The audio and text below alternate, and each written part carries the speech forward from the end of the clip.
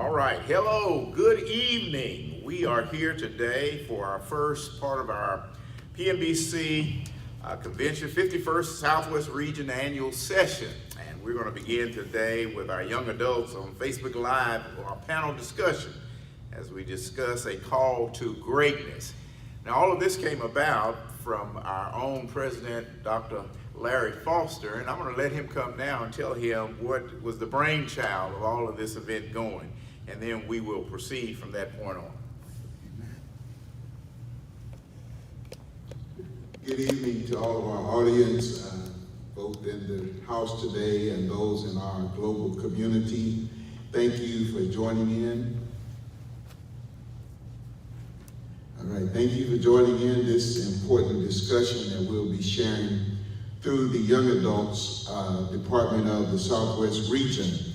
Let me say again how excited we are to be back in person for this 2022 session, for which we haven't been in person since 2019. And so this is a new journey of faith for us. Being back in person, let me give my thanks and gratitude to the angel of this house, Dr. Major L. Jemison, our 17th PMBC president, and also the St. John Missionary Baptist Church and all their resources for hosting this event for us this week. And so this idea that we're sharing today was born of our program committee, which consists of Iris McCrae from California, Katie Henson from Nevada, Jennifer Martin from Texas, Alberta Bean from Oklahoma, and also Barbara Harris, Grayson from Oklahoma also. And what came about was a discussion about how to connect and involve our young adults, this new woke generation, to the works and the history of the Progressive National Baptist Convention, for which we're so very proud of, and we have a lot to be proud of. We have had a tremendous impact in American culture since our founding in 1961, particularly in the area of civil rights, and now what I like to call is equated to social justice. We're still on the cutting edge and the forefront of all these concerns that affect people of color, not just people that look like you and I, but we are a voice for the voiceless, many who don't have a representative voice to speak truth to power. We're still that prophetic convention that does not mind speaking truth to power. And so we're thankful to God for the shoulders on which we stand. And so the collaboration this afternoon is a discussion again that the committee felt very strongly about.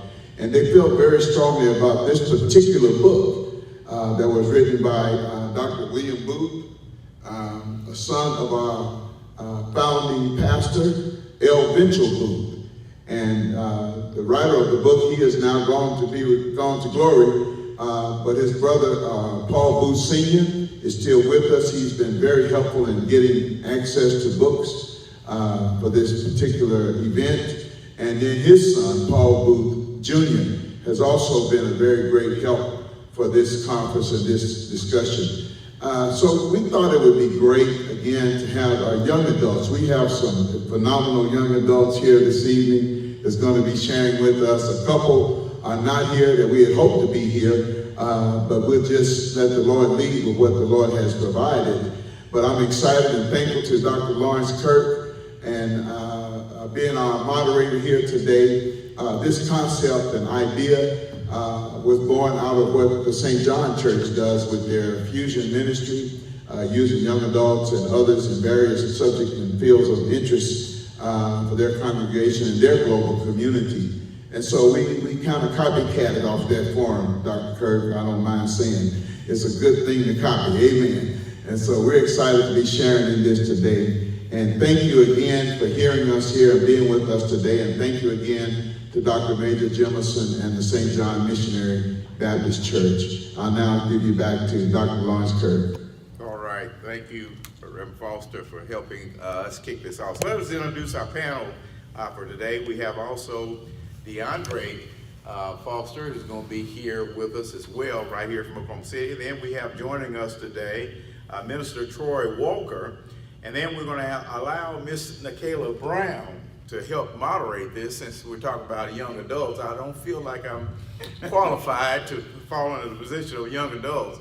But we want to thank them for joining us today as we kick this off, our 51st Southwest Region Annual Session, Week at a Glance with this discussion. So, Nikayla, it's all yours, sister.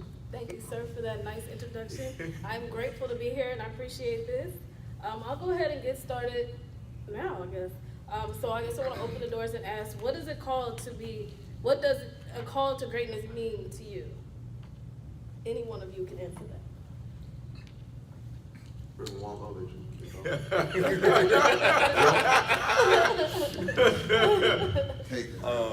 Basically, a call to greatness means to me, like, in order to define it, I believe we have to look to, the foundation and the groundwork that Reverend Booth laid out, and just the thoughts that he had when he helped organize this great convention. We have to think about, what does it mean to be great? The four pillars of our convention. Fellowship, progress, peace. All of these things help. Yeah, service. All of these things help to make us great. All of these things help us to really do what the Lord has called us to do, and really help make a difference in the world. I agree. Those four pillars, fellowship, progress, peace, and service being central tenets of what we seek to do and accomplish as a convention from the national level. I know this is a regional setting, to the regional setting, and on down to the state levels and the local levels as well. For me, like you said, a call of greatness. Call of greatness means staying true to those pillars. We do a great job of fellowship, prayerfully. We have a good turnout and good registration for this week.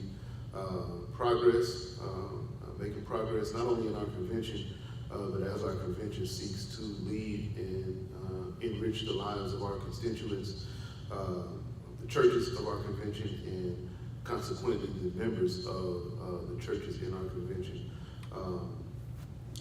Peace and service, and that those can all be tied together. Serving the communities in which we're planning, promoting and being beacons of peace in those communities and those cities and our states. I had highlighted here, this was a couple of years after the founding. I know this book kind of clarifies a lot of some of the misunderstandings surrounding the founding of our convention. But this is in a letter from Dr. Gardner C. Taylor. One of the things that he suggested that they do in the meeting was to have different groups focused on different issues. You have one, education, budget, relations to other bodies, publications, and public affairs or social concern and missions. And I think that, the fact that in their founding, in our founding, that public affairs and social concern was one of the important pillars that they saw to be of importance. We know coming out of this pandemic and in the wake of, if you're of a particular age, you remember the way I remember all the way back, and really even beyond that, but the Trayvon Martin killing and what that sparked in this country and in this nation, and how that was even intensified with George Floyd's execution, public execution during the pandemic. We know that public affairs and social concern are important issues for us to engage and address in some way. So.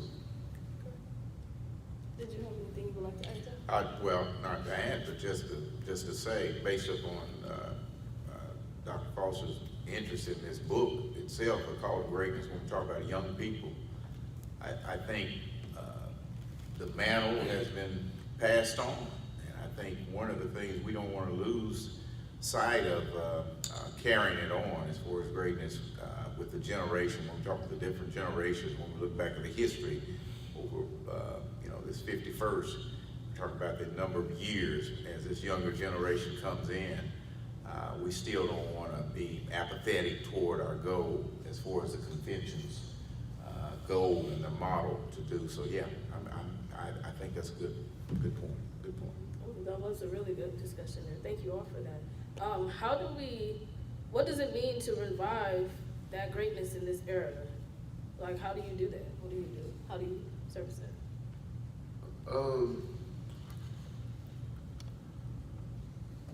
In this, it's not really post-pandemic yet, I guess. Yeah. We kind of hoping it is. But in this era, we were just kind of discussing it before we started. In this age that we're in, hopefully coming out of this pandemic, our society has changed a lot. And so a lot of it has to do with having a good understanding or developing a better understanding of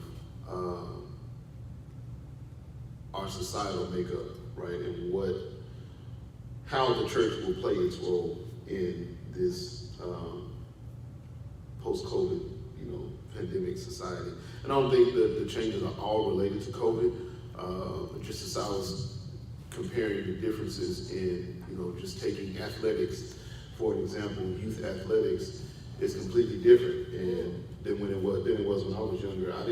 There were 3 basketball tournaments we played in that might have taken us out on Sundays. Thankfully, our team was good enough to be involved in those Sunday games, but if you weren't good enough to be involved in the Sunday games, meaning you lost, Saturday, you were still available for church. But there were only 3 weekends out of the year, as far as basketball is concerned, that I was unavailable for church. Maybe 4 if we made it to nationals, which we did one year, but we weren't very often taken from church because we had to travel to play basketball every weekend. Now, if you're not traveling every weekend to play basketball, you're not really on a competitive basketball club. Similar with football and different sports, and that commitment can remove a lot of families out of the church physically. They may still be engaged, they may still time. Now that they're able to engage virtually, they may still tap in virtually, but as far as physical gathering and fellowship, a lot of what the church makeup looks like is different, and it's going to be different. And so what it means to revive that call, I think it means, and I reference this quote often. One of our convention pastors here in Oklahoma City said that it is the function of the church to connect the hurting people to a healing God. And so finding where people are hurting, why are they hurting? What is the theodicy in this? Well, how does God feel about this evil that is occurring, that is harming God's creation, right? We're all the imago Dei, we're the image of God. What is it that God would have us do, right? In our call to worship this morning, say, now unto him who is able to do exceeding and abundantly above all that we ask or imagine, according to the power that worketh in us, right? So it's not just now unto God, let's go about our lives. It's now, we're giving it to God, but it's according to the power that works in us. What is God going to do through the power that works in us? And so in order to revive that call, we have to, and I'm thankful to be a part of a convention that has always showed a concern for the hurting people in our society, and always endeavored to connect them to a healing God. And so to revive that call, we have to just revive that concern for those who are hurting, the suffering, the oppressed, the voiceless, as President Foster mentioned a second ago. So. Yeah. Let me, and just piggyback off of that, but when we say revive, because I think all of us can say that since the pandemic and everything that's happened here, when we talk about the purpose of the church, getting back to its purpose, getting back to its what it's supposedly to do. And sometimes we look now and we look at the apathy that's gone on because of the COVID. A lot of people have not returned even today. People haven't even returned back to the church, and we're trying to revive this. And God has a sense of humor, I guess, when we look at the body of Christ prior to COVID, the activities, but then when the issues come down to is weeding out those who are really serious. So for us to revive, it's going to take this remnant, even now, this remnant that we have here now, the work that's set before us to do that, because the goal is still, when we look at the Great Commission, Matthew 28, you know, we've got to get people back into the state of revival itself, and I think that's it. We've been lulled. We've been where they use morphine, or where they put into you the chlorophyll or chlorophyll. You know, we've all kind of gone under these couple of years, but we need to be revived in order to get back to the mission. And then I think too, when we say this revival, it's going to have to be from our younger generation. Yes. Catching the fire, catching the goal, catching the vision of how to do that. Many of the older generation have passed on now. That mantle has been passed on, and so in order to revive, we need some warriors like we do here on this panel. I just think that's good.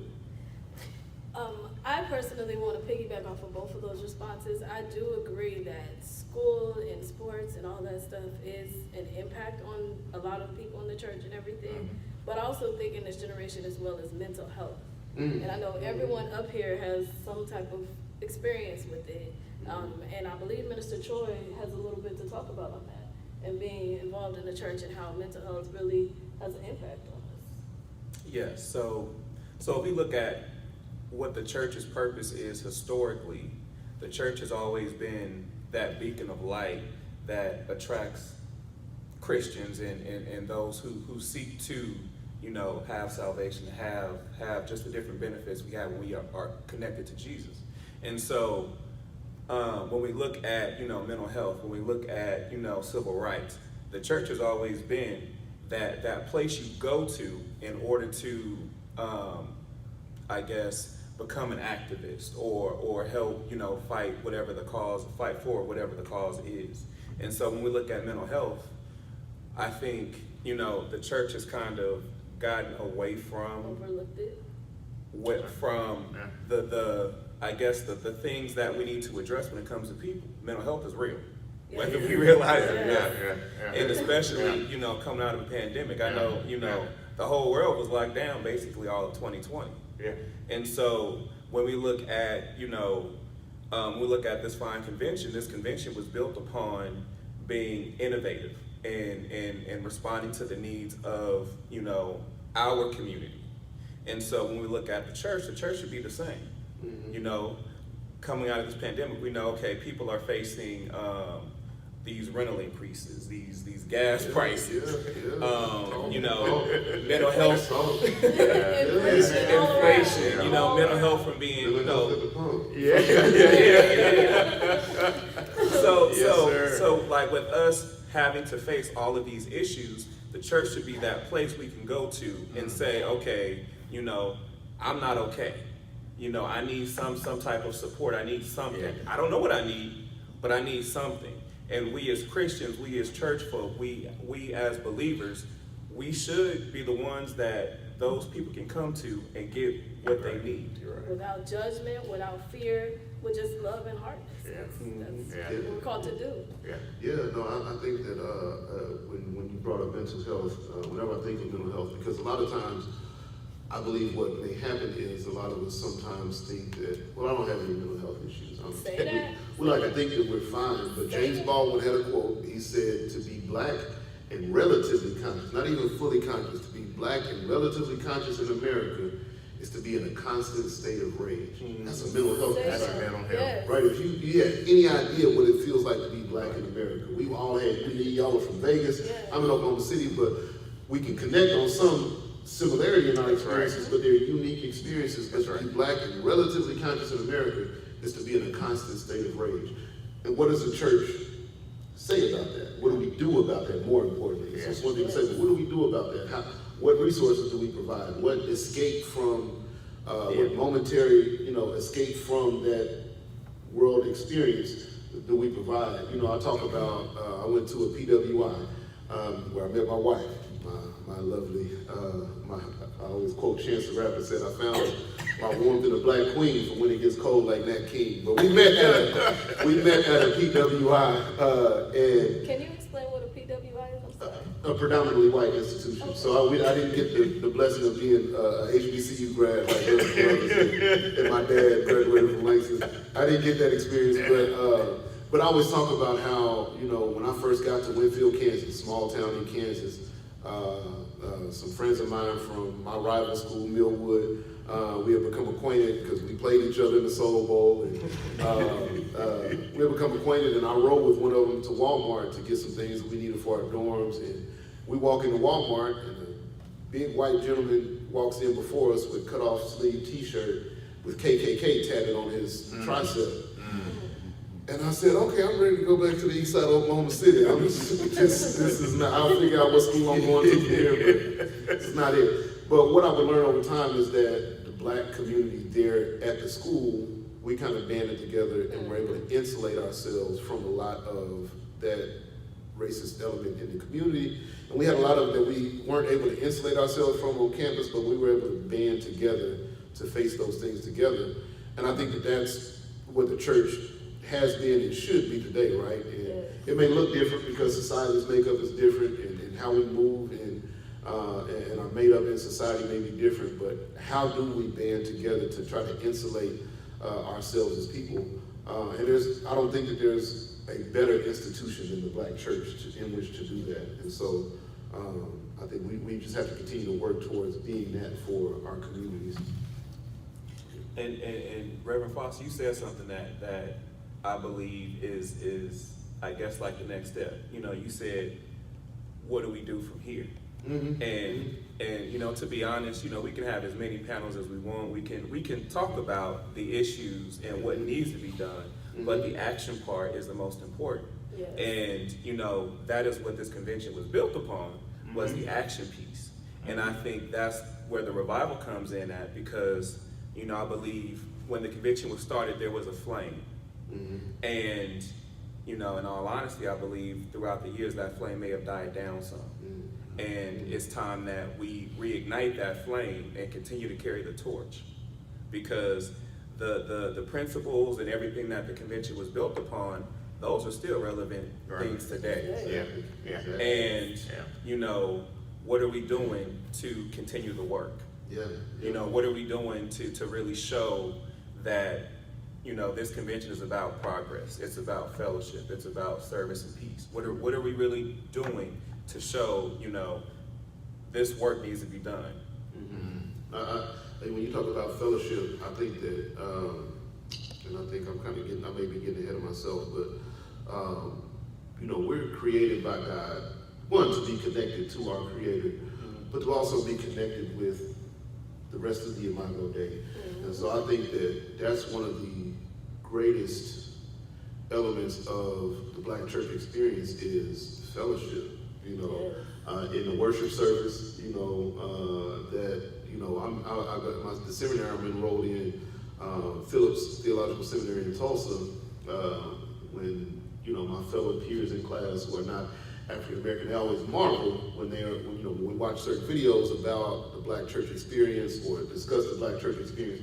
They marvel at the call and response aspect. Right? That's fellowship, right? When the preacher's going, and all of these different people in different parts of the sanctuary who are going through different things in life are in tune with the preacher to the point that everybody has their reason to say amen. And sometimes it's a collective reason to say amen and push the preacher. The preacher feeds off of that. That's a part of fellowship, right? Or even just, a church picnic or a cookout. I think that isn't the fullness of the answer, I don't think. I know it's not. But I think that helps alleviate some of that constant state of rage that I speak of, right? And now that we're in this 21st century, I think we're more enlightened to the resource that is therapy, right? You see a lot more young adults encouraging our peers and even some of our elders that it's okay to have Jesus and the therapist. Yes. Right? Now I do sometimes express some caution with choosing a therapist. You should be as prayerful about choosing your therapist as you are about choosing your pastor. Yes. Right? Maybe even more prayerful, because that person may have their own worldview or ideology that they may be conditioning you to through their therapy. But I do think therapy is necessary, right, for a myriad of reasons. But that fellowship, I think, is a key element. You know, I'm always encouraging, you know, part of it may be because I'm raised in this convention, but I'm always excited to see our brothers and sisters from different states in our region come together, and Facebook has enhanced that because we get to connect with each other throughout the year. We don't have to wait until the convention. But I'm always encouraged by the fellowship. You know, before we even get to the other pillars, I'm encouraged by fellowship with people. So. That was a great discussion. That was a great discussion that can go on and on. But we're gonna move forward. How do we bridge the current gap between the youth and wisdom, and both outside and inside of our convention? So this was one of the points that Dr. Booth spoke on in preserving our heritage. He says we must form partnerships and build fellowships between youth and age, is the way he referenced it. He said the generation gap can be successfully bridged in the spirit of Christ, whose ministry was inclusive of the whole human family. Dr. Eric Gill, who is not currently a part of the PMBC Church, but he is a product of Prospect Church here in Oklahoma City, speaks of this as the intersection of youth and wisdom, and how I oftentimes challenge our generation, our young adult generation, to not just throw to the side our elder generation just because we're a new generation, we have new experiences, some things have evolved and maybe changed,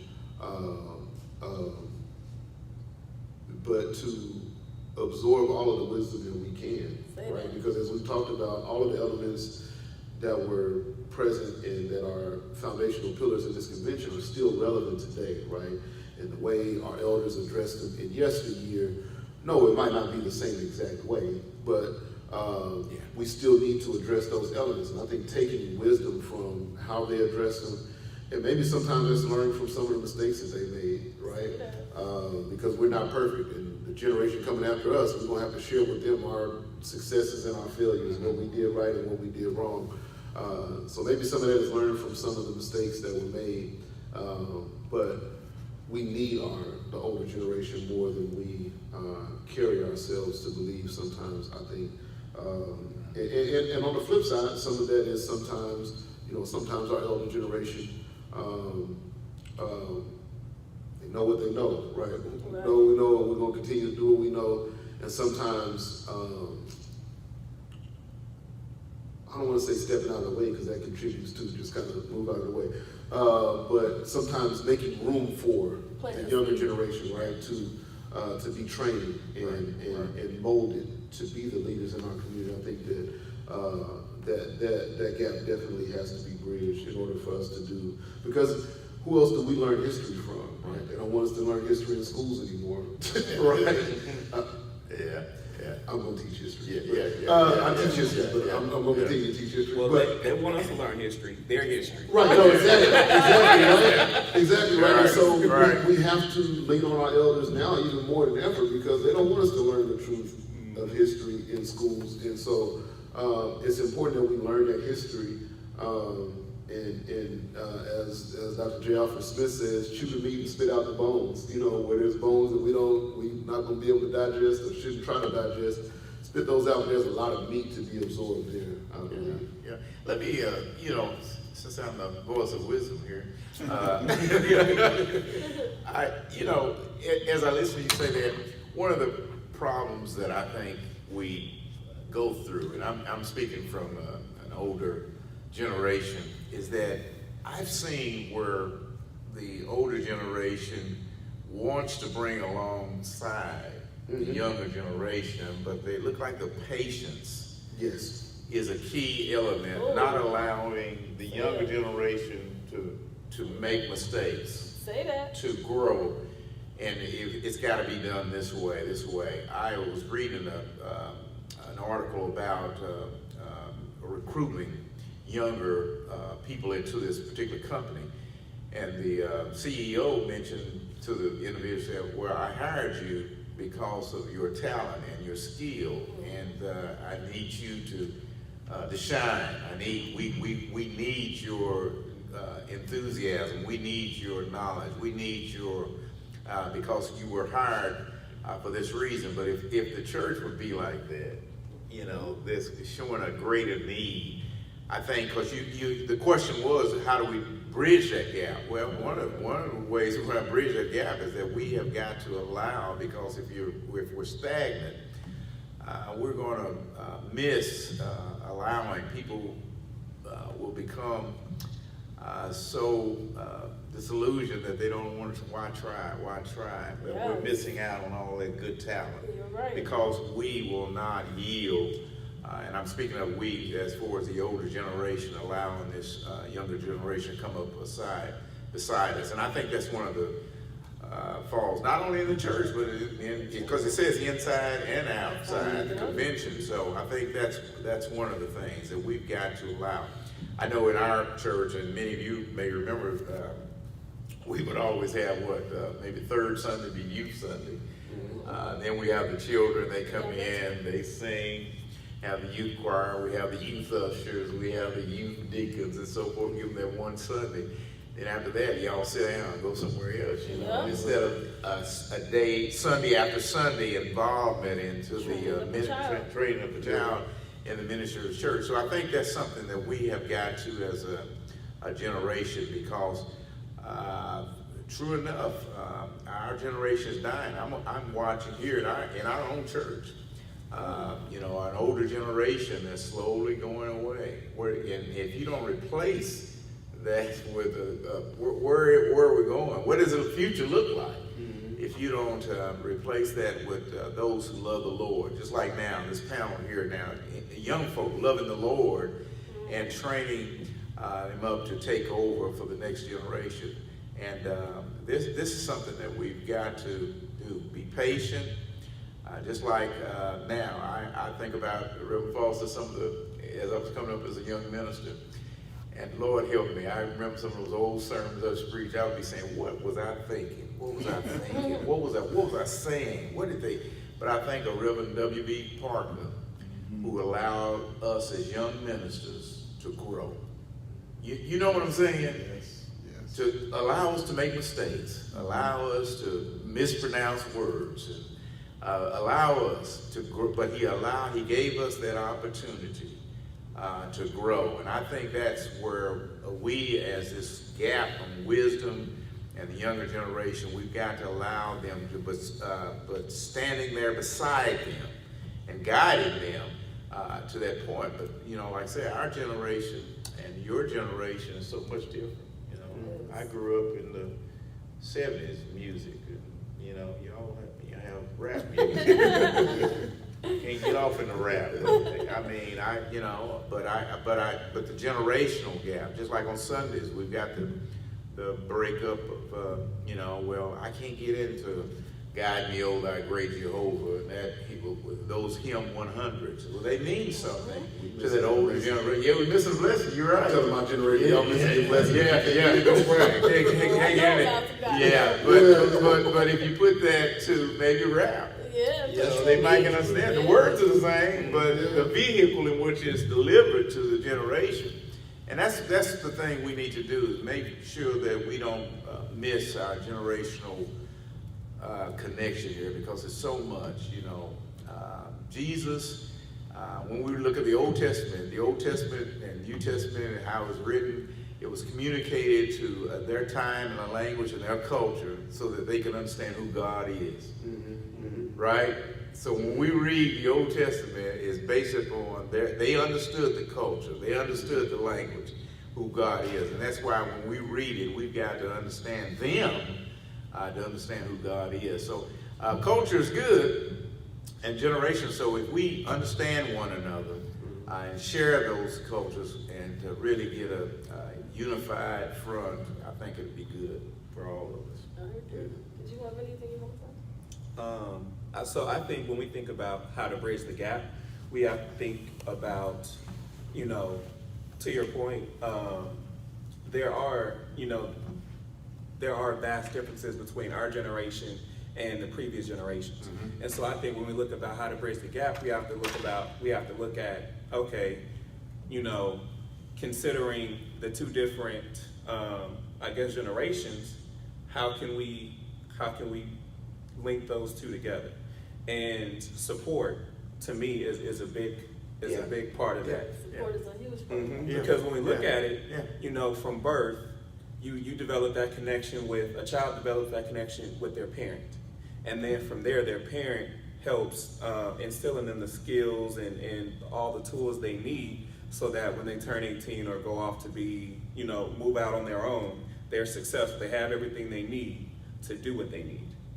And so that should be the same in the church. Yeah. Yes. Yeah. So when we look at, you know, how to bridge this gap, we have to look at, okay, not just what does this generation need, but what do you need as an individual in order to help you get to where you should be or where God has called you to be.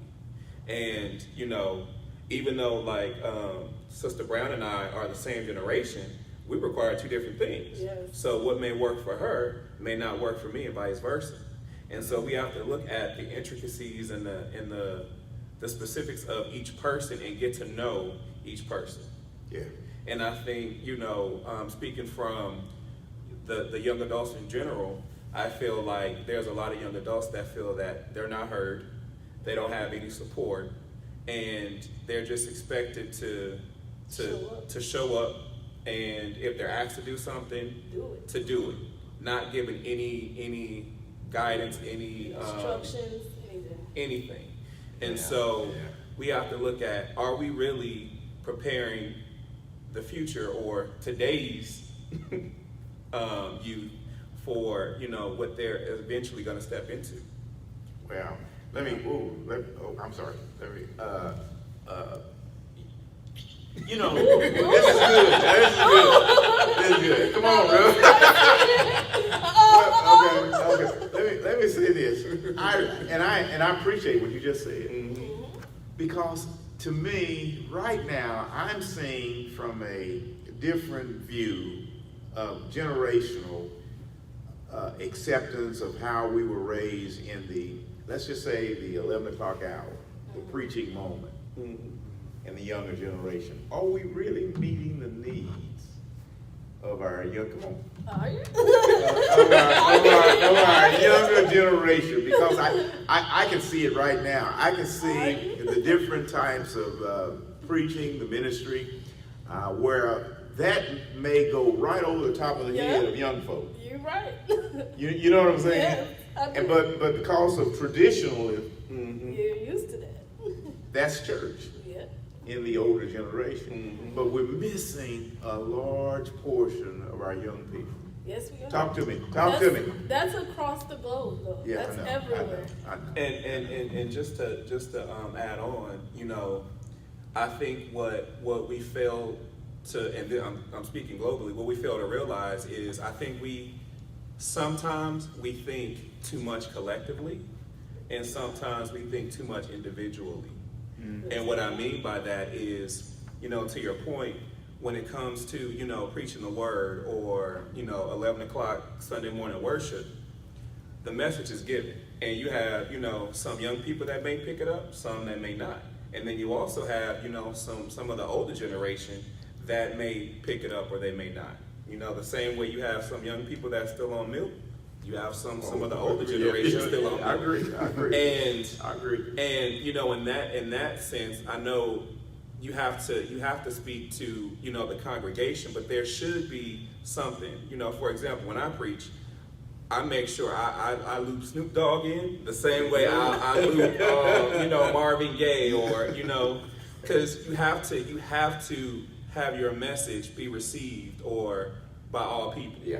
And I think also with that, we think too much individually sometimes, because it seems that, you know, going back to Reverend Foster, when he talked about fellowship, you know, fellowship, the collective, I think sometimes it's like, well, I don't feel included, so I'm going to create something else so that I feel included, you know, which is why we have 100,000 denominations, you know, and it's like, okay, how can we make sure that everybody feels included? And I think you know, that is kind of the crux of how do the young adults, you know, work or obtain the wisdom from the older generation. That falls back on what you said about how we need to build that bridge there and just respect each other, have patience with each other, Have patience, and try yeah. to hear each other out and understand that. Pastor Bronson's over here. Thank you for letting me sit in He this seat jumped for a right moment. over. You all kind of went past what I wanted to comment, but I see that Reverend D. Foster opened his book in this section talking about preserving our heritage. I wanted to say earlier, we were talking about connecting the next generations. And in the African American lived experience, we've seen this time and time again. It is not new to us. It's a new era. There are new cultures that are existent, but we've seen it. St. John Church is 100 plus years old. They knew how to connect the next generation and prepare them. They wouldn't be where they are today had they not done so. There are several churches across the nation that have lived a long time and survived. They have transitioned from that generation that was in charge to the next generations. And I say St. John because we're in St. John. They're not the only ones. We have several, even in Oklahoma City. Las Vegas, where Nicaila Brown and Reverend Willie Walker are from, True Love Missionary Baptist Church is transitioning to their third pastor in the life of their church. They're transitioning to new pastor, Reverend Dr. Ronald Hemphill. Congratulations, Pastor. I hope you're in our audience and looking forward to great things there. But that transitional process, that transformation process is right in front of us. We see it in our own churches. We just have to appropriate it, take advantage of it, do what we're talking about doing. Take that young generation and empower them. Inform them and empower them. And someone said earlier, I don't remember who it was, giving them, you said it, giving them an opportunity to make mistakes. Make mistakes, yeah. We didn't do it perfectly when we were in charge. And so now that they're in charge, we're going to have to allow some room for learning. The learning curve involves some, maybe some errors. I don't even want to call them errors. I just call them learning experiences. Right. You're learning from experiences. You know, taking a test in school, the next time you see that question on the test, you're going to remember, last time I missed it. This time I got it. You know, you learn from getting it wrong the first time. And it may not be in this case that there's necessarily a wrong or a right. It's just a matter of hitting on what you all are hitting on. How do I best accommodate those who are part of this marvelous ministry? And you might not hit everybody, but you will hit more than you think when you think openly about addressing and connecting to all of those that are part of the ministry. And it's a public ministry. We don't get to filter who comes in and joins in. Yeah. It says, the Bible says, come, whoever comes, come as you are, come. Whoever will, let it come. And so we're open to the public. They come in as they are. And then the transformation process begins. Right. And so you all have tapped on a real, I think, a wonderful subject that I think, again, I don't want us to fall short of realizing we have models before us in our churches. They have done it successfully. Maybe not as successful as they had hoped or planned or prayed, but yet still they're 100 plus years old now. So this paradigm is in action. It's working to some degree, and in some cases greater than others, and in some cases less than others, but yet still we've seen it in prayer. I just wanted to add that thought out there to our audience to understand that this is a dynamic that many churches are struggling with today. Yeah. And all the things that you all mentioned about how pandemic has affected us, the culture of the times of youth interests and activities have impacted us, our numbers, our presence, as Reverend Foster said, Reverend D. Foster said, it may not have impacted their faith in God, it impacted their presence in the house of God. And so while they're still yet believers and firmly in that, yet still the presence, the ministry of presence is still powerful, and we need the presence, we really do. And so then that's all relevant. I just wanted to throw that in there about what I see as a model before us. I am pastor of Progressive Baptist Church. We're 24 years old, one of the greatest churches this side of glory. Amen.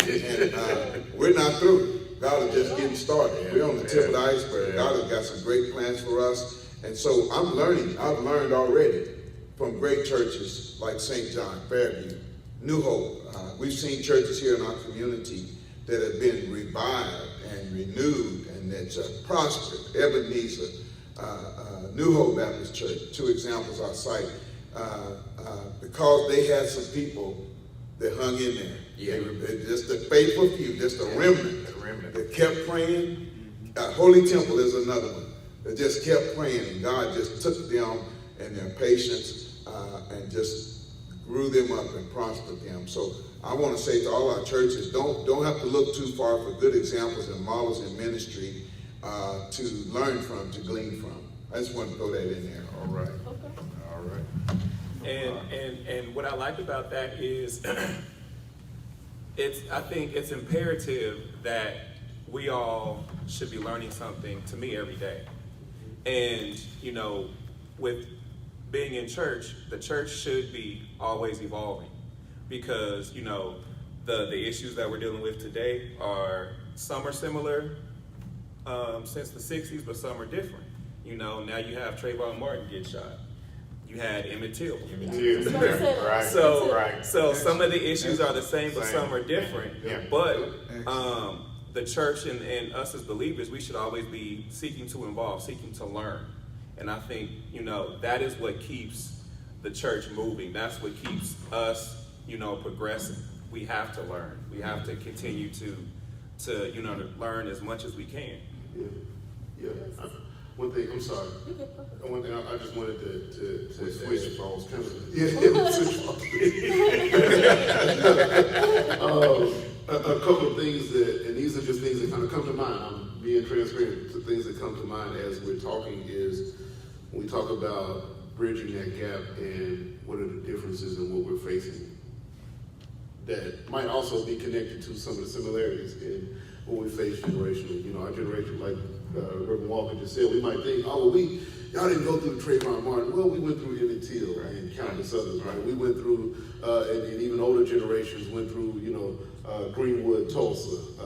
We went through our own experiences, and there's something to learn from those experiences. But you look at, we talked about inflation and how it's impacting us. A couple of things around that kind of, I wish my wife was up here. She's a financial, she's a financial expert more. But you have the income gap between blacks and whites in America is wider now than it was during slavery, right? What does that mean for our communities as we engage? Everybody's experiencing inflation, right? But if that income gap is wider now than it was during slavery, who is it hitting harder? It's hitting us harder, right? And so what does that mean for us, right? Dr. King, I wish I could remember exactly the page that his quote was on, but in one of his addresses to the convention, he talked about a little more money in the pockets of our people who are leading families in our communities would only help, right? It would help us, right? How do we help address that income disparity, right? That's one example. And you look at even student loan debt crisis. I know that I think somebody just announced they were forgiving up to $6 billion in student loan debt. But we talked about how that is a black issue, right?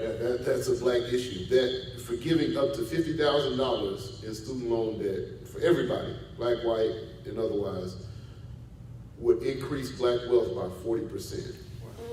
Wow. Just up to $50,000. You may have more than $50,000 in student loan debt, but just the forgiving up to $50,000 would increase black wealth by 40%. What would that mean for our communities, especially in this season of inflation? What would that mean for hunger in our communities and college graduates who are having to work 2 and 3 different odd-end jobs to pay back this student loan? Right, I believed y'all telling me that education was the key to success and the way to make it out, and now I'm working harder, you know, I'm struggling, right? And so what does that mean? But also you think about in the older generation of our church, I think it was one of our convention pastors, Henry T. Mitchell, former pastor in our convention. Henry T. Mitchell had a book, and he talked about how the black church was the place where black people found their dignity. Because we go out into a racist society, and I'm a boy to Yes. a white man that's the same age as me, right? Black women are disrespected. We don't have respect out in the world, but we can come into the church. We have positions of leadership. I'm in charge of the finances at the church, but I go to work and they treat me like I don't know nothing, right? I'm over the deacons, I'm over the music ministry, or I'm able to lead in all of these different areas in church. Or even as young people, y'all probably have the same experience. We talk about often with my friends who grew up in church, we talk about how we gained a lot of confidence having to get up and give an Easter speech on Sunday, That's right? There you go. Or having to read a scripture on That's right. Easter Sunday, That's right. right? Or having That's to sing they still laugh at me, evangelistic. I'm sure they still laugh at me. My first time singing a solo that I did not want to sing. Go ahead, Dave. Go ahead. That's all right. And I got up there and I didn't even sing it. I think I just talked the solo and walked off mad. But we learn so much about leadership in the church. But what does that mean in this 21st century, right? In our economy where science and technology are coming to be bigger than manufacturing, because they're even their technology is kind of taking over the manufacturing aspect more. And so what does it mean to, we talk about Silicon Valley out on the West Coast and how Austin is becoming the Silicon Valley of this region. How are we preparing our youth to be in leadership in those elements, right? And I'm glad I'm a toot the PNBC's horn, right? Our POBSC, we have a flyer out where we're encouraging all middle school students to go to this STEM camp during the summer, right? That's an example of how the church, okay, we're engaging our youth and connecting our youth to these resources that can equip them to be a part of an evolving future, right? Or even, you have STEM, there was another element that I was thinking of. Freddie Haynes down in Dallas is engaging his congregation in discussions about cryptocurrency, right? However we feel about it. Some people feel it's a pyramid scheme. Some people feel it's the new frontier. Let's have a discussion about it, right? However we feel about it, let's talk about it. Let's inform ourselves. Let's have an educated or informed discussion about it. And those are different ways that some people feel like that he's an Islamic brother, I think he's 19 Keys on Instagram. He believes that that's the way that we as African Americans can kind of make that pendulum swing where we are building wealth, through cryptocurrency. We haven't jumped into it yet. We're still kind of reading and, kind of trying to learn some, but having those informed discussions about it, because that, a lot of people are kind of laughing at it now because that, along with the rest of the stock market, cryptocurrency is struggling. It's kind of floundering right now. But what is the future of it? What is the future of it going to be? Having discussions like that about those types of things that our generation is grappling with. Even, socially, I know, however, again, this is another one, however you feel about it, it's something that kind of has to be engaged and talked about with the dignity, the human dignity and humanity of all people involved at the forefront of our minds is the issue of LGBTQ community. We talk about making sure everybody feels included. How are we making our brothers and sisters in that community feel included? How do we make them feel welcome? And we might not feel like we are doing the, distancing. We might feel like, well, that's society making it feel like you're not welcome. But how are we going over and above what society is doing? Right. To make sure they feel welcome. However you feel about whatever those issues are, it's a discussion that needs to be. And I was trying to be intentional about making sure that we keep the human dignity of our brothers and sisters in mind, because a lot of times we have those discussions and because of doctrines that have been passed down to us and understandings that are passed down to us, we can kind of disrespect that humanity, the human dignity of our brothers and sisters. And we might not in our heart feel like we are, but to them, how they perceive it is their worth less because of how we view them and their connection to God. But that's another discussion, right? Whether it's our kids that are battling with it or not, they have peers who are, right? Friends, and we have family, we have loved ones who are grappling with that issue. And if we don't have it, they have the discussion, our kids are going to have it at school. Somebody's going to talk about it. Somebody's going to talk about it, right? If we're not having it here, from a posture of faith and again, respecting and honoring the human dignity and worth of all, they're going to have it in other contexts, right? And so those are just some issues I think that can kind of help us bridge that gap, is kind of speaking to those concerns, those generational concerns. And I think what you're saying, the church cannot be silent with those issues, because like you said, it's impacting all of us. Yeah. I know, even in all of our families, like you said, in our families, how do we deal with that? And we just cannot stand aside and be silent. One of the things I think too is that as we look at this cultural change and this generational change and everything, and how people are looking at the church, particularly in this, when we look at the LGBT backing here, that the church has always been intolerant, that the church has always shown, and where Jesus showed love, and so they're looking at the church as being, no, they're not loving, they're intolerant of that. But we've got to look at how would Jesus handle it? How would Jesus handle LGBT? I'm sure he would handle it with love. Yeah. Acceptance. For sure. Max Cato says in his book, we love you just the way you are, but God refuses to leave you that way. And I think that's what's important, is that love that we've got to be able to show the world. That's scripture. How will they know? They will know us by our love. They'll know us by our love. So we've got to be able to communicate to humanity the love of Christ, no matter what it is, because we've gotten a black eye, we've gotten a bad rap as far as the church is not intolerant, but the church has got to be loving. We've got to be loving in the acceptance of situation, but we've got to be able to communicate that in such a way according to the scriptures, according to having that moral code that we go by, the Word of God. We're going by the Word of God, but we're communicating in such a way that it's communicated in love. Yes, I completely agree with both of you. You love the sinner, but you hate the sin. Yeah. I completely agree with you. That. And communicate it and help educate others understand it. That goes back to the older generation, where somewhere along the lines they thought that was okay to say or do and treat people like that way, but then you said humanity. We forget. We are human. We forget we're supposed to be the church and love people and love people the way God would. Jesus would. Do you have anything you want to say on that? All right. Well, wow, thank you all for that. That was a great discussion as well. We're going to go ahead and move forward with the next question. How can we impact the cities in which we meet? How can we do this as a convention and just as who we are in the body of Christ? How can we impact the cities in which we meet?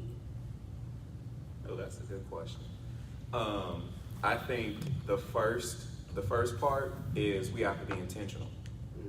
And through that intentionality, I believe, the impact will come. And what I mean by that is, I know throughout the convention, it seems like every department does some type of outreach. Well, what do we collectively as a convention do? Like each department doing their own outreach, that's fine, because it's more hands to the plow. But we as a convention need to make some noise. We need to show that we're active, that we're out on the front lines. And if we go back to the 60s, civil rights movement, you had Dr. Martin Luther King Jr. out there. You had my frat brother's gonna kill me because I forgot his name. but you had all these people out there that were making noise, that were showing up, that were being intentional about what they were doing. And so that is what we need now. I believe no matter 100 years from now, we're still gonna have issues. We're still gonna have civil rights issues that need to be addressed. And to your point, if the church doesn't address it, who will? Yeah, who will? When we think about our kids, the school to prison pipeline, it's a real thing. It is. We need to address that. We need to start showing up at schools. We need to start showing up at school board meetings and speaking for our community. Because if nobody speaks for our community, then we'll just have a lost voice.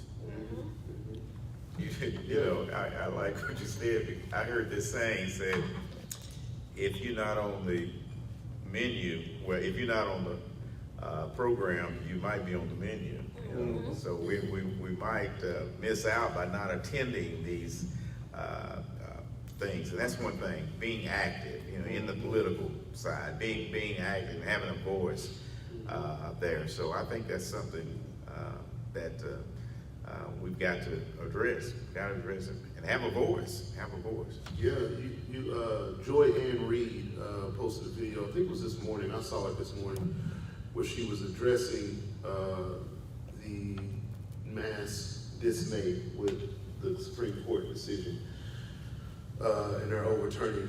And she said, she kind of in a couple of minutes in the video, broke down how government works and how it affects our lives. She said, you know, they turned this over to the states. And so now you still have the power to go out and vote and elect officials who will legislate in our collective best interest in your respective states. No, we're not satisfied with this decision. From her perspective, she's not satisfied with this decision, but there's still something that can be done. And so when I think about that, you think about social justice, and we talk a lot about the issues that gain national notoriety. But one of the things that I sometimes lament here in Oklahoma City is often I don't hear a lot of talk about issues locally unless they have national notoriety. Thankfully, Julius Jones got a lot of traction nationally and internationally even, and we were able to, you know, I won't say we because I wasn't part of the organization. I was there with them in support, but Reverend C.C. Jones Davis, Reverend Larry Crudup pastored the church where Julius grew up, those people who were central to the organizational efforts. We were able to organize and protest in a way that kind of forced the hand of our governor who didn't seem to care, right? And so, but there are a number of other opportunities for us to do that same thing locally. And when you think about like how do we have an impact on our cities, I think we do a good job of at least attempting to draw the city out to the worship services and even to the Congress classes. And certainly, you know, you come to hear a word this week, you're gonna leave the PNBC, you're gonna leave this campus, this beautiful campus of St. John Missionary Baptist Church, better than you were when this week started, I promise you. But when it comes to, you know, the impact that we have on those cities, how are we leaving the lives and the surrounding culture around our people in these cities, right? If we go to Dallas, when we leave Dallas, how did the PNBC make the Black experience in Dallas at least a little bit better? We might not be able to just hit a home run, right? But how do we at least get to first base, right? How do we at least get to first base? Help our constituents there in Dallas. How do we help them get to first base? And whether that's, if we know where we're meeting next year, spending the course of this year focusing on some of the social justice issues that are relevant to that particular city. I don't know where it's going to be, but let's say, just where I'm not, again, I don't know where, let's say it's San Francisco, right, or the Bay Area, Oakland, or San Francisco. What are the 5 most pertinent issues facing our people in San Francisco and Oakland? What can we do? Can our president meet with some elected officials and say, listen, I'm here on behalf of this convention. You have X amount of members of our convention that are in your community, right? And we're demanding that something be done about this issue, that issue, this issue, whether that's meeting with the school board, meeting with the governor, the senators, whatever that is. What are we doing? And then coming up with a plan over the course of that year, right? And that's going to, of course, have to involve those local churches. And that's just a thought, just kind of throwing out. That has an impact, because I think we try. We try. We have, I hope he's going to be here this week. He's going to corner me and talk about it, because I've lost his name. Blame the pandemic, man. Silver lining of hope, right? He used to, before the pandemic, he would do the marches in every city, right? Trying to promote peace in our community, which is another issue that I think we need to address, right? Peace amongst ourselves. I had a situation yesterday where I was kind of in the middle of, I wasn't at the center of it, but ended up in the middle of kind of diffusing a potentially chaotic situation. And helping our brothers and sisters understand, like, your life matters to us. You know what I mean? We need you out here. Even if it's not the situation where you're the one dying, you still gonna send yourself to prison, but Yes. you got a family that needs you. You got kids, you got nieces, nephews, aunts, uncles. We need you in this community, right? Don't, you know, but that silver lining of hope, that's an impact, right? How can we even enhance that to where we're connecting with local groups in our community that have conflict, right? Maybe we're not able to get all of them, but let's sit down 2 groups who are at conflict and establish a silver lining of hope between those groups where maybe we can diffuse that conflict or move towards diffusing it, right? And in addition to addressing how, you know, white society is treating us, we in the reddest state in America. So I kind of wish I had this thought last year. We were able to kind of put this in action before this year. PNBC, we need y'all. Lord Jesus, we need y'all. But in addition to that, right, how are we bettering our communities, right? Ourselves, doing the work within ourselves and outside of our communities. And you talk about, I think you mentioned, you know, if we don't speak up, you know, because, you know, if you've heard me preach, I talk about social issues inside our community and outside our community a lot, right? And I might need to be thankful for this, but a lot of the people that need to hear that stuff might not be tuning in to the Progressive live stream, right? And so, and they might not, they just probably don't care to. They're like, I don't want to hear him talking about, you know, we don't want to hear that. We don't have to hear, we don't, you know, but we need to bring it to their doorstep. You know, these are the issues that have to be addressed. You know, we're citizens in this society. I love what Howard John Wesley did with his church in Alexandria, Virginia, another PNBC church. He got together, they're a mega church, right? Black mega church. And there are 4 to 5 other churches in that area that are kind of around the same size. And he said, together, I'm going to put a random number. I think it was more than what I'm going to say. But he said, together, we deposit, let's just say it was $1 million a week into our banks. And so what we're doing is we're all going to the same bank. Mm-hmm. We're going to move our stuff to the same bank and say, listen, you're going to give our members and people in our community equal access to home loans. You're going to give them equal access to business loans, small business loans and grants.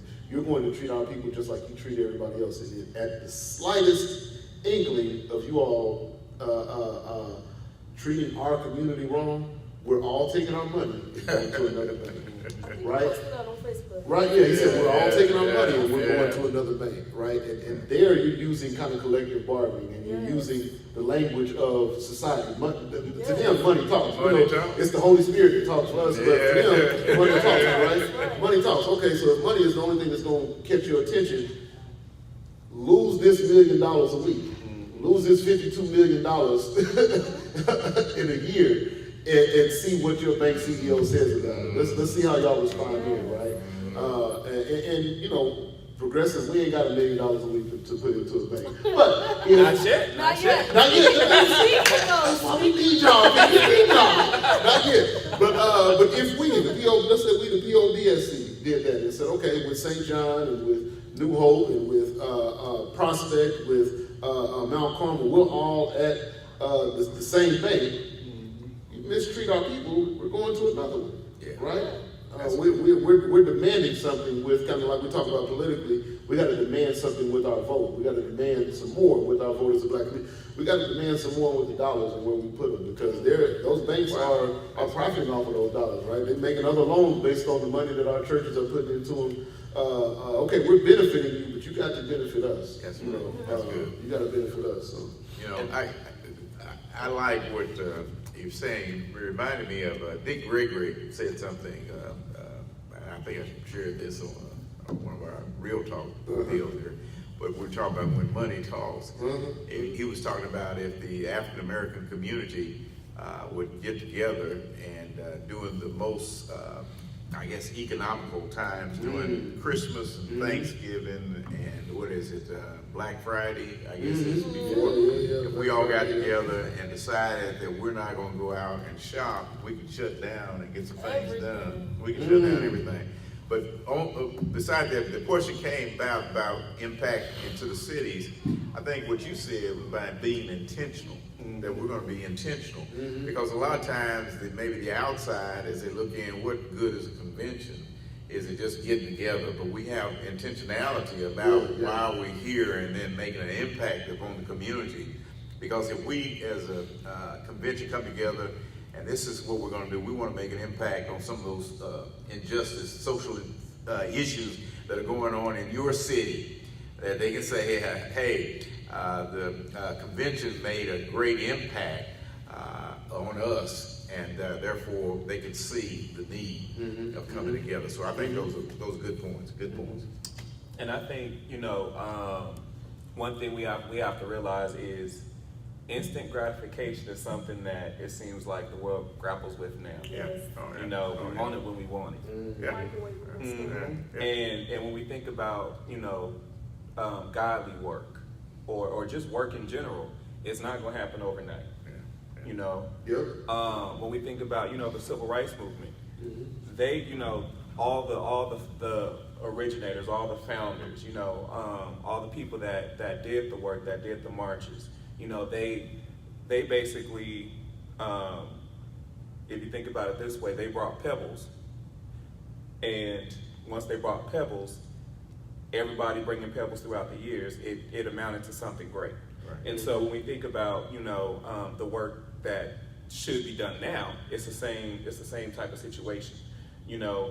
We all play a small part in it, but with everybody doing the work, sooner or later, that's when the change is going to come in.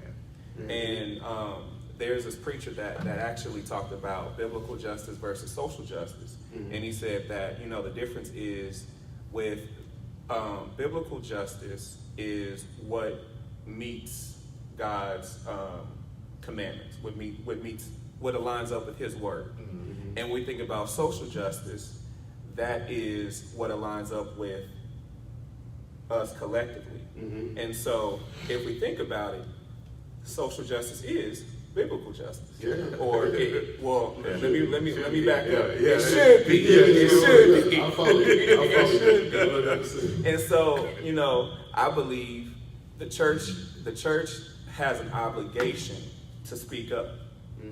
Because what these civil rights issues and everything that's going on, these are the issues that really should need to be spoke to regarding salvation, regarding how to make us as people better, how to make us more godlike. And so if the church does not speak up, then I feel like essentially God's people are kind of regressing in a way. For me, I think you can impact the cities that we encounter or where we are, however you want to take it. It's on an individual level for me. I can be who God called me to be. I can be a nice person. I can be somebody that opens the door for someone. I can be someone that intervenes on a situation that's going to happen, like you said. I can be someone that helps and cares about someone aside from me that I don't know.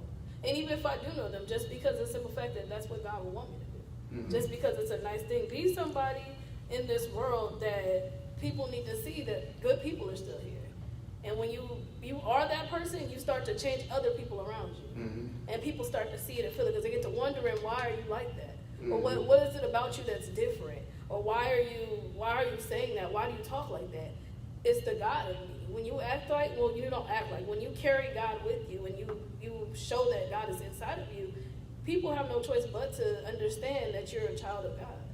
That's what this is really all about, is being who God called you to be. And that's like him and closer to him. The closer you get to him, the more people will start to see it inside of you. Absolutely. That was a great discussion as well. We're going to go ahead and move forward. What does a healthy spiritual experience in the convention look like? And I would like to start this one off. A healthy spiritual experience in this convention looks like you see God in anything that you do here. Since I started coming to these conventions, I've seen God. I've had a sit down with, I believe his name was Pastor Hall. That was the first man that taught my class in the young adult section. And he had this class lined up and asked us, what is your progress with God? How do you feel about it? And everything that we discussed in that class from that point on, I have implemented in my life. he started to say, you shouldn't be in the choir if you haven't been to Bible study. Touched me, because I started going to Bible study. I was not in the choir already, but I made sure I was in Bible study. I went to Sunday school. I started to be who he said you need to be. If you want to do these things in the church, you should be able to see, people should be able to see why God is in you. You can't minister a word if you haven't been to any Bible study. Or you can't praise dance if you haven't. Then you don't have praise to give God. You're not full of it. You're not full of the praise. So because of that, ever since I started coming here, which was 5 years ago, 6 years now, I've started to see God more in my life because of the classes and things that we talk about here. And this is all out of God, because that year I wasn't even expected to come. That's how I knew God was in that. I was okay. I had to work, and it was all kinds of things that happened that came up. But I sat in that class, and I heard this man, and he impacted my life enough to show that I have a healthy relationship with God. And to this day, I still have a healthy relationship with God. So that's something that I take away from this experience with the convention spiritually. Did you want to follow up? I think, what a healthy spiritual experience in this convention looks like is really the convention, us as believers that make up the convention really coming together and making sure that not only do we pour into each other, but we absorb everything we can. And so when we go back to our various churches, our various regions or cities or whatever, what have you, everything that we received, that was poured into us or that we absorbed, we can't just keep that to ourselves. We have to do something with it. Greek life, they said, when they were teaching us, about the fraternities and stuff, they said, if we give it to you, you got to give it to us back. So we should be doing something with the information we get. We should be doing something with the experience we get. When we leave here, we should be talking about, dang, the PMBC was so great. Yes. This went on. I met this person. The worship services was great. There should be some type of excitement that comes from that. And when we think about, kind of going back or tying it into, how do we meet the gap and all of that stuff, we have to talk about it. We have to, encourage other people to come. We have to, I'm going to say it again, we got to make some noise. We got to let people know we're here. We have to, not only be visible, but we got to put our hands to the plow. We got to do the work. We have to show, or we have to be intentional about what we're doing. Are we coming to really learn and make a difference? Or are we coming just because? Say that. Say that. Yeah, no, y'all are all on point, man. When thinking on this question, I just think about, some of my past experiences, be it individually, growing up in a convention, or leading a family, and my family being a part of the convention. And it's not as much about, some of these things create memories. Like, when I was a kid ordering room service without permission. Without permission. I think I was in LA, and that burger was amazing. I feel like I'm still mad about that to this day. I feel like my mom got back to the room and let me have it. I feel like she still got a little tension about that, bro. So it's not as much about, just that experience. That's fun, family, travel experiences and laughs. But, I think about, and I'll start with, my daughter. My son is 2, he's kind of getting introduced to the regional convention this week. Wow. But Gabrielle, a few months after she was born, we were in San Antonio, at the regional convention. And she got to meet, doesn't remember it, but we had pictures with her and Mother Helen Joshua, the oldest member of the convention and the youngest that were there.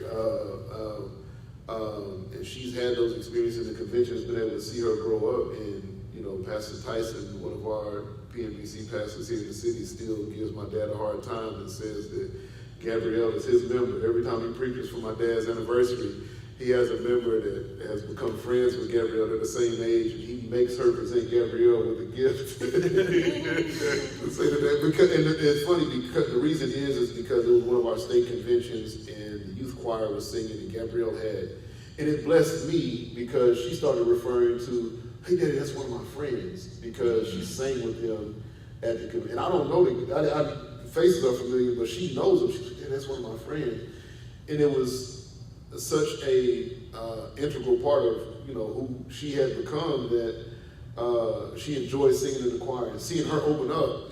Gabrielle was a real quiet baby. She didn't say a lot. Some people think she didn't like him because she just looked at you crazy. But seeing her open up and her personality open up in the choir and her rocking and singing, and her mom's family has a very rich Christian musical heritage and Christian heritage. Right? She's the great-granddaughter of a coaching pastor. And so seeing that open up with her to the point that, we were at Voices of Praise for Pastor Tony Wise's anniversary one year, and she lost everything, crying. I couldn't get her to quiet down because she thought she saw some of her friends from the convention choir singing in the New Hope Youth Choir. She thought she was supposed to be singing with the New Hope Youth Choir. And I said, "Baby, that's not the state convention." She didn't understand. And I think it was either my dad or Pastor Tyson, somebody said, "Let her go up there." And she went up there and sang with the choir because that's just what she was. She was like, "I don't know no difference between no churches. Like, these are my friends. They sing and I'm going to sing too," right? That to me was such a rich experience. I think about, one of my most memorable national convention experiences was in New Orleans. That's one of the more recent national conventions I was able to make, and that was some years ago. About 8 years ago. But hearing Dr. Booth, Lord rest his soul, preach a sermon called "The God of the Bottom." He preached about Moses and how God, all the way down to the bottom of Egyptian society, God said, "This is through whom I'm going to liberate my people." God is a God of the bottom. And we talk about the civil rights and social aspect of it, and that kind of brought it all in and back to, like you said, biblical justice, right? Yeah. The God of the bottom. Or hearing, our 17th president, pastor of this church, Dr. Jemison, preach. He'll talk about, when we are dealing with, Dr. Jemison is a gold mine for big words. I'll borrow a couple. Y'all don't tell him. I don't want to go back looking through my sermons and see where I got to give him credit. But when he talks about the vicissitudes of life, as people of color, we can all relate to those vicissitudes, right? Or being down in the doldrums. And I'm like, man, he'll make you like, what's this word? What does this word mean? I was just about to ask, what does that mean, sir? Yeah, no, it's the bottom, being in a valley in life, right? Hearing those types of messages, man, always left me invigorated, excited to be a Christian, inspired as a preacher, and honored to be a part of such a rich heritage and legacy of preaching. But you look at what Reverend Angela Riley does with our youth, man, it's hard to see what she does with our youth at our regional conventions and not get chills because you feel the Spirit's movement. Am I right? Like y'all can attest to it, right? You see how emboldened, how confident our youth are with her leadership, and how loud they sing for the Lord, and all of these kids. And I forget, this is one of the songs that they learned, and Gabrielle was singing it for months after the regional convention. And I was singing it with her, but like I was up there with the youth. But those are the types of experiences where from the top, our pastors and ministers are enriched, and our children are enriched as well, all the way from the top to the bottom. That is what a healthy spiritual experience, I think, looks like. And leaving a convention knowing, you know what, God is concerned about me and my people. Yeah. God does have concern for what we're going through. God has concern for what I'm going through individually and collectively in my community. And I'm inspired by that. That gives me a reason to hope because, like I said, the power that works in us, now I can try my best every day. God, where is that power within me? How would you have me use that power within me? Because I've been inspired by this spiritual experience at a convention. So I don't know if I put the right words in or made that make sense, but Oh, I got it. I got it. One of the, I think too, at the convention level, when we look at this, is that, you know, locally, coming together in our church bodies, but it's back to the fellowship. Yes. I think, you know, as far as one of the pillars and one of the building blocks of the convention is the fellowship, and how whatever struggles were going on in our local area, but to get together and say, hey, we're in this together, and to be able to bring back some of those experiences. I got the privilege of teaching in the convention. That's one of my first involvements in here. Let me put a plug in for my class on this week. Go there. We need that. Put a plug in for that. But one of the things I had always wanted to do, because having different people come in from different areas in the United States and be able to be a part, like I said, in the Southwestern region, but to be able to get some of those nuggets and the sharing that we have, and say, you're not in this alone, but you have something to offer. So, yeah, I think that fellowship is a big piece that's very much helped me. All right. I'm sorry. What's the name of the class you're teaching? Well, I am teaching about prophecy. We're going to be dealing with, in an adult class, we're going to be dealing about how we're relating our current situation here, and it's going to be Jesus' Olivet discourse is what I'm really going to be talking about. So I want to encourage anyone who's out there looking to sign up. That's Reverend Dr. Lawrence C. Kirk. I wanted to help him plug his class.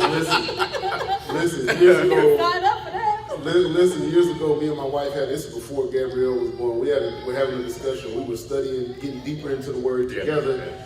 And she was like, "Are there any classes anywhere around here that we can take?" And I was like, you know, my mom used to take classes at St. John. And I think they still have that Bible Institute there. So we signed up and we took classes. This is before I was even a preacher. That's right. That's right. We took Dr. Kirk's class. We took another class. I forget the other professor that would come from OBU. Very good man. But Dr. Kirk, I always tell Dr. Kirk that how to study the Bible. How to study the Bible class we took was very foundational. I didn't realize it at the time, but it was foundational in me growing into accepting my call to ministry. And that wasn't my intent, or else I might not have taken it. But I'm glad. I'm glad the Lord hit me with a rope-a-dope. But he was a great. I always call him my first seminary professor. That's right. If you're out there and you consider it, if you have some time this week to engage, it sounds, just from the title there, it sounds like it's going to be a good class, great professor as well. I'll be in. Reverend Walker will be teaching with the young adults as well. So, are you with the youth again this year? I probably will be. Okay. Biblical justice. Biblical justice, yeah, exactly. That's what we're going to be talking about. So, yeah, come tap in with us. Yeah. Oh, sorry. What is the depth of our love ethic? Okay, so the depth of there was a point in I think I offered that as a talking point. I don't remember what page it was on, so I'm going to close my book. But there was a page where he talked about, it was a quote from Howard Thurman, one of the excerpts in the appendix section of the book, talked about how our love ethic can change the world, right? And what is the depth of our love ethic? We talked about it kind of with in relation to the LGBTQ community, right? And Dr. King was, in his nonviolent approach,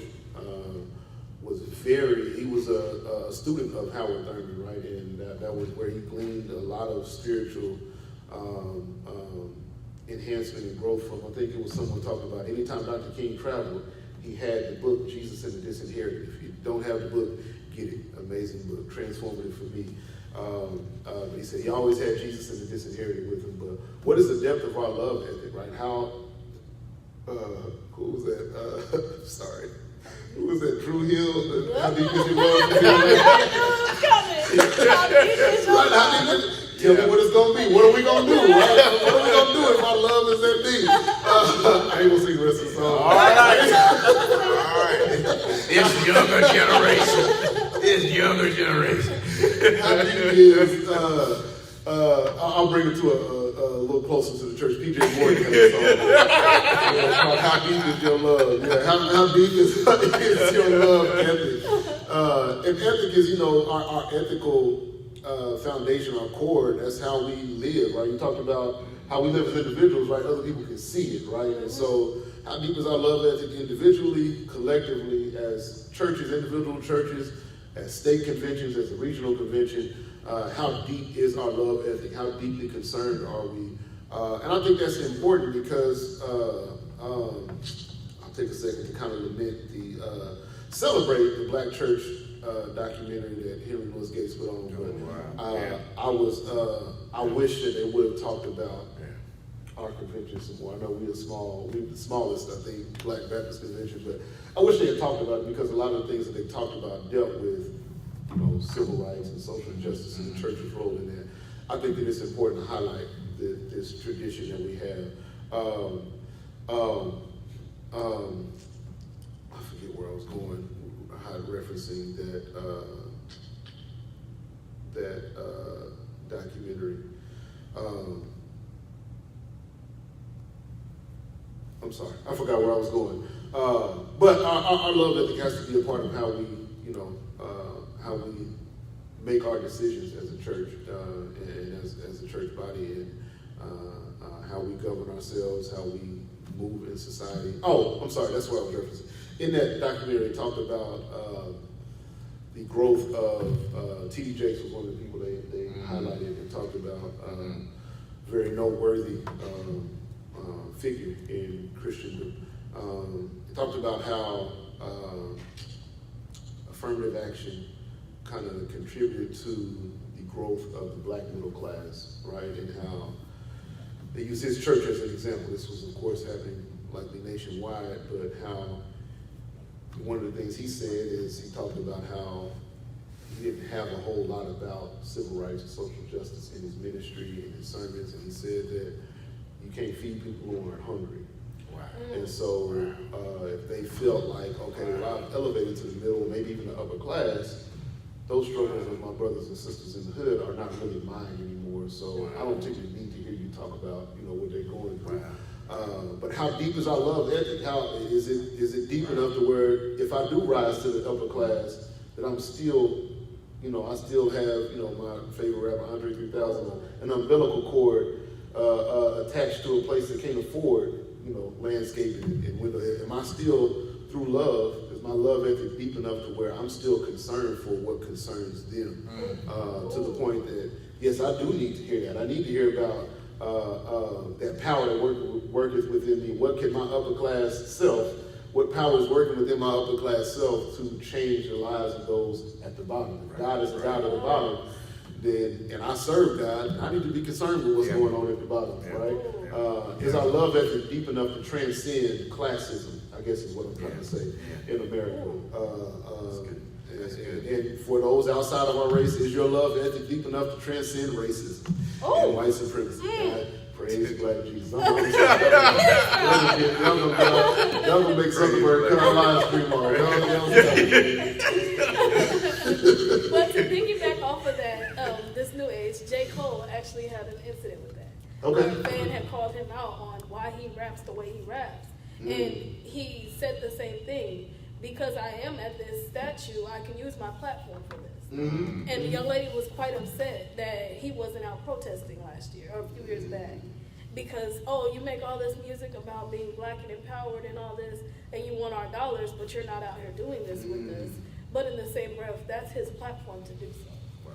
So I think it's just having an understanding of that. And like you said before, having a love for us and a care for us to use your platform to bring attention to that. Kendrick Lamar, J. Cole, all of them. I think that, and I don't know what his response was, but I think that I've heard some of his songs in the past where he will talk about some experiences like that, where people call him out on things. But one of the things I appreciate about him as an artist is, and we may be able to learn from this as a church, is those who critique him, he doesn't just rebuke it because he gets defensive about it. Right. he'll even rap about in a transparent way about, this person was right in calling me out for this, right?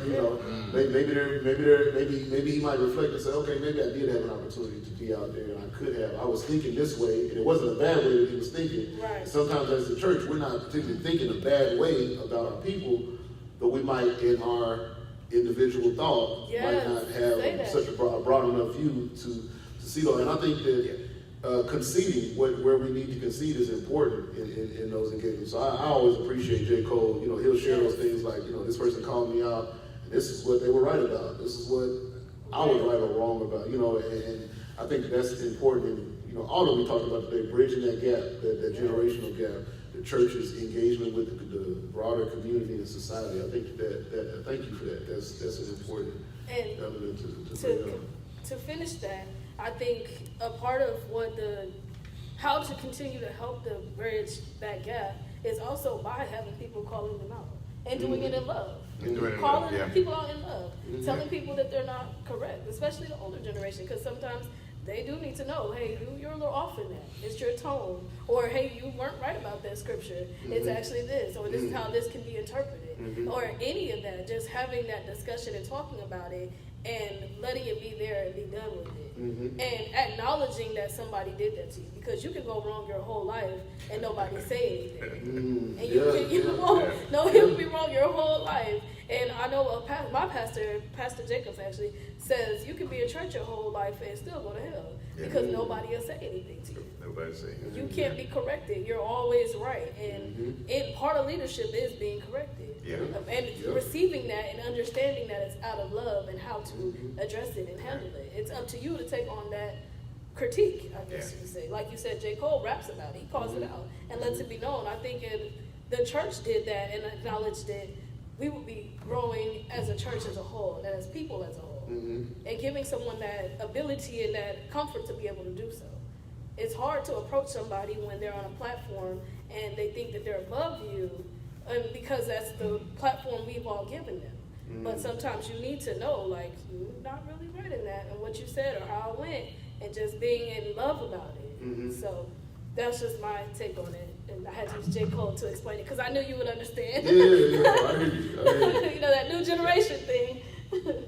I think when we talk about love, I'm gonna take it back. We gotta think biblical love, and God loved everybody regardless of whatever issues they had. When he met the woman at the well, he already knew her story, but he didn't judge her. And I think, when we think about love and we think about, how deep is our love, what is the depth of it, it has to be the same as godly love. Yes. Like just because I could not know you, not have ever met you, but that doesn't mean I don't love you. That doesn't mean I wouldn't treat you with the same respect that I would expect somebody to treat me with. And so when we think about love, we have to think about, we got to be aware of our own, biases and Triggers. Triggers, and we have to be aware of, I don't know this person, so let me, I guess, be kind of conservative, And sometimes that looks like, let me ask them, what do you want me to call you, And I think love is a broad word that covers so many different, dimensions and characteristics and traits. And with love, I think, the Bible says that love covers a multitude of sins. Yes. And so I think if we really kept love at the forefront, then that would cut out so much stuff. Much stuff. Like you can be mad and, be raising your voice at me, but out of love, I should give you the benefit of the doubt. Or at least express it like, hey, your tone getting a little high now. And for it to be received, like, okay, that wasn't my intention. I think, and this is something I've seen, just across the board. I think a lot of people are hesitant to say I'm sorry or please, or, just use courtesy words like that. Like, it doesn't take nothing. It takes absolutely nothing. And I think we are so, generally speaking, we're prideful. And once we cut that pride down I think, we'll all be on the same, I guess, level to where we can actually show love and not feel like if I say this, I'm being too vulnerable. Mm-hmm. Pride is the devil. J. Cole again. Pride is the devil. I want to go ahead and thank you, gentlemen, and including me, well, thank myself too, for being a part of this panel. And we're going to wrap this up and conclude it. Are there any final thoughts or anything? Just want to know that we are grateful for you joining us, and all this week, just for example, tonight at 5 o'clock, if you're here locally, we'll have an annual Layman Sunday evangelistic service, preaching by our own Dr. Lee E. Cooper Jr. Here tonight at 5 o'clock. And then on tomorrow, we'll begin our executive board meeting. Also, we'll be back here tomorrow at 2 o'clock Back here too? for part 2 of this panel discussion. That's 2 o'clock on tomorrow. And then we'll have our youth meet and greet at 6 o'clock. And then 7 o'clock, we'll have our preaching again by Dr. George Young here, a senior from Oklahoma City, will be here. And then, of course, our Congress is in session Tuesday and Wednesday for all of those classes that we mentioned. So we want you to come out and join us and be a part of us here for the 51st Southwest Region Annual Session. And then also, I'm going to go home and find out who J. Cole is. Yeah. Ask my man Tony. Tony. All right. Look, we could have said Marvin Gaye. Hey! Terrell. I know what you're talking about. I got you. Well, that's all of our time. Thank you for your time. And until next time, PNBC.